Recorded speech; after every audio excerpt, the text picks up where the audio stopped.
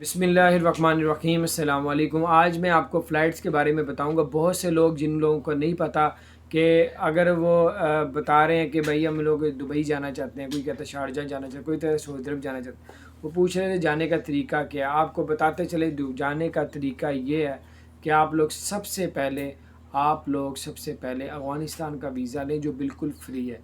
अगर कीनिया का लेंगे तो वो वीज़ा होता है, 15,000 रुपये उसका ख़र्चा आ जाता है। अफ़गानिस्तान का वीज़ा लेने में आपको पहले एम्बेसी में जाना पड़ेगा इस्लामाबाद, तो फिर आपको फ्री वीज़ा भी मिलेगा। किसी एजेंट से लगवाएंगे तो 30 से 35,000 रुपया वो वीज़े का लेता है।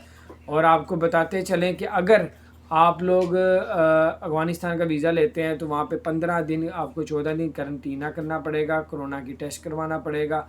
और 14 दिन करंटीना का जो उधर खर्चा आएगा वो 14 से 15,000 रुपये आ रहा है, क्योंकि वहाँ पे इतना महंगा नहीं है सारा कुछ है। ये आपको होटल की जो है वो बीच में रेंट है वो डाल के आपको वो बता रहा हूँ।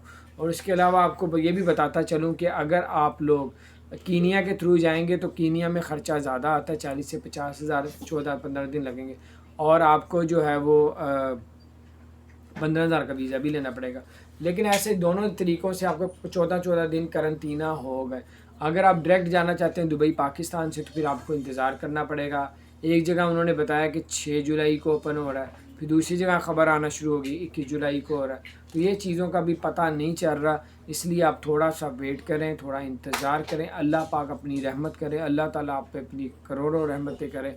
जिन लोगों के वीज़े एक्सपायर हो गए हैं फ़्लाइटें ना चलने की वजह से, वो अपना कंप्यूटराइज चेक करवाएं, क्योंकि बहुत से लोगों का ये भी सुना कि उनके वीज़े जो एक्सपायर हो गए थे उनके वीज़े एक्सटेंड कर दिए गए हैं कंप्यूटर से। तो ये एक दो बंदों से, लेकिन गवर्नमेंट ने, दुबई की गवर्नमेंट ने ऐसी कोई बात नहीं की कि हम सबके वीज़े एक्सटेंड कर रहे हैं। तो ये बड़ी अपडेट्स थी, मैंने कहा आपके साथ शेयर करता हूँ। अपना ख्याल रखें। चैनल को सब्सक्राइब नहीं किया तो सब्सक्राइब कर दें, बेल आइकन प्रेस कर दें ताकि